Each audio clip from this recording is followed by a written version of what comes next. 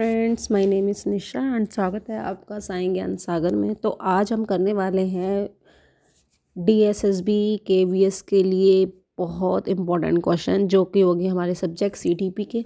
तो स्टार्ट करते हैं। The concept of seed germination can be thought best bye.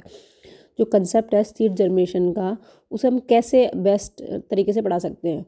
Showing photograph दिखा के सीड जर्मिनेशन के, ठीक है, ये भी एक बेस्ट तरीका है। बट हम और अदर ऑप्शन भी पढ़ते हैं। Showing germinating seeding in the class and explaining the process of germination, show करके और एक्सप्लेन करके प्रोसेस को।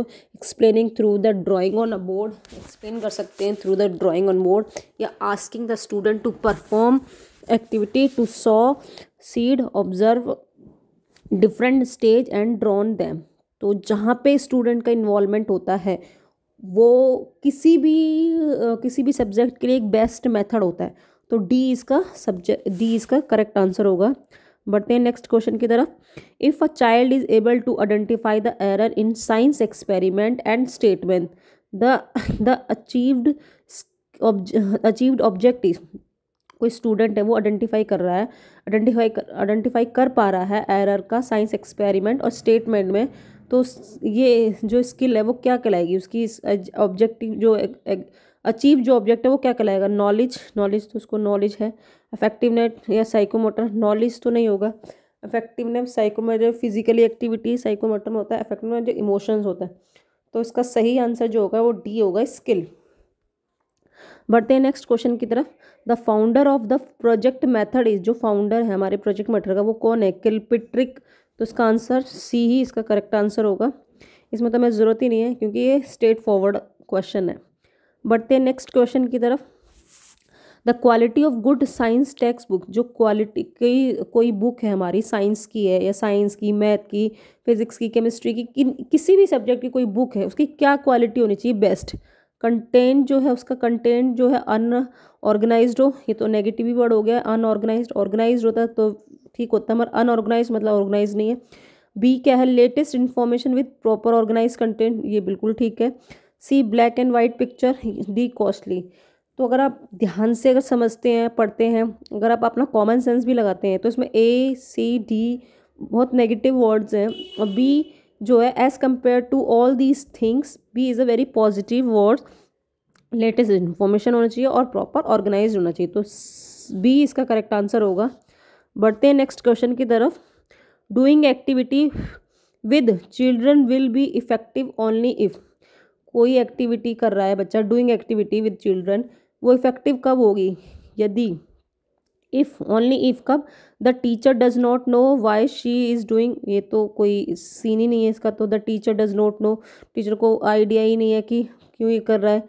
Be the teacher conduct them to complete her lesson plans, या कंप्लीट कराना उसे लेसन प्लान। सी क्या है, the teacher does them as a प्रेटनेट to obey her principal's direction for the activity based learning.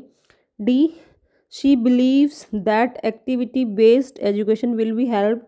अच्छा, मतलब teacher विश्वास करती है कि जो अगर वो एक्टिविटी बेस्ड एजुकेशन कराती है तो बच्चा उससे क्या करेगा, अच्छी से और ईजिली अंडरस्टैंड कर पाएगा। तो डी इसका करेक्ट आंसर होगा as compared to all the other options.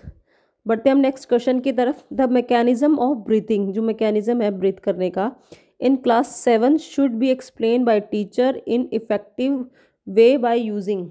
Chart के थ्रू कोई समझाना, इम्प्रोवाइज्ड अपरेटस, मतलब कोई प्रूव ही नहीं कर पाए ऐसे कोई मटेरियल यूज़ करना, टेक्स्ट बुक्स के थ्रू या चार्ट के थ्रू।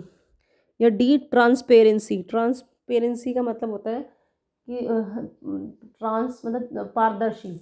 अगर हम देखा जाए तो ए बी सी तो नहीं होंगे, बट डी एक थोड़ा डिफरेंट वर्ड लग रहा है। और ट्रांसपेरेंसी का मतलब भी मुझे ऐसा लगता है कि कुछ करके दिखाना, द शोइंग समथिंग रियलिटी। तो इट मे बी, हम कंफ्यूज्ड कि कौन सा ऑप्शन होना चाहिए, बट मेरे अकॉर्डिंगली इसका आंसर ट्रांसपेरेंसी होना चाहिए। कि टेक्स्ट बुक्स से तो बच्चा सीखेगा बट वो एक टीचिंग में नहीं है। बी तो हो ही नहीं सकता और ए का ऑप्शन बी नहीं हो सकता। तो बढ़ते हैं फिर भी हम नेक्स्ट क्वेश्चन की तरफ। A child has learned to get his or her way with the younger sibling by using physical intimidation. If he or she use the same tactics on peer, this dominates. Okay, a child learn to get his or way to younger sibling by using physical intimidation. Intimidation. If he or she use the same tactic on peer, that demonstrate social learning, classical condition, assimilation, accommodation. ये question मुझे समझ नहीं आ रहा। I think social pairing की बात हो रही है, तो सोशल लर्निंग होना चाहिए, may be, I am not sure. इस क्वेश्चन को एक बार हम और देखेंगे। बढ़ते हैं हम नेक्स्ट क्वेश्चन की तरफ। A child want to teach Ramayana in a class, this method she should adopt. Heuristic method, field trip method, lecture method या स्टोरी। तो ऑब्वियसली इसका आंसर सी होगा, क्योंकि भाई स्टोरी के थ्रू हम रामायण को पढ़ा सकते हैं। ह्यूरिस्टिक कोई डूइंग करके कुछ सीखने वाला तो कोई इसमें सीन ही नहीं है। फील्ड ट्रिप हम दिखा नहीं सकते, लेक्चर इसके बारे में हो नहीं सकता, तो story method is the correct answer. Next question, a trainee teacher write one of the instructional object as student shall to able differentiate between kharif and rabi crop, the domain in which these object will fall is।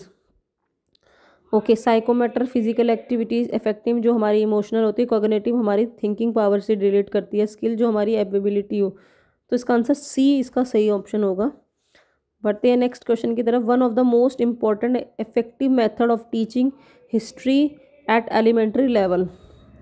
अच्छा, अगर हमें history पढ़ानी है बच्चों को elementary level पे, तो कौन सा इफेक्टिव मेथड होगा? तो story telling, lecture method, discussion, question answer नहीं हो सकता, डिस्कशन इसमें कुछ है नहीं, लेक्चर हो नहीं सकता। हम हिस्ट्री को स्टोरी टेली मेथड से समझ सकते हैं। सबमिट करते हैं, लेट्स सी कितने आंसर हमारे ठीक हुए हैं। ओके, 7 आंसर हमारा गलत हुआ है। चेक करते हैं 7। एसिमिलेशन। ओके फ्रेंड्स, मुझे ये क्वेश्चन समझ नहीं आया है। अगर आपको समझ में आता है तो आप प्लीज़ इस कमेंट बॉक्स में कमेंट करें और बताएं इस क्वेश्चन में क्या है। और बाकी मैं इसको क्वेश्चन को अच्छे से समझती हूँ और देखती हूँ इसका आंसर ये एसिमिलेशन क्यों है। अगर आपको आंसर पता चलता है, अगर आपको समझ में आता है, तो आप प्लीज़ मुझसे बताएं, शेयर करें और सब्सक्राइब करें, और इस क्वेश्चन का आंसर कमेंट बॉक्स में ज़रूर करें with the explanation. I am not getting this question in understand proper this question properly, and let's see आप क्या जवाब देते हैं। Till then, bye bye, take care.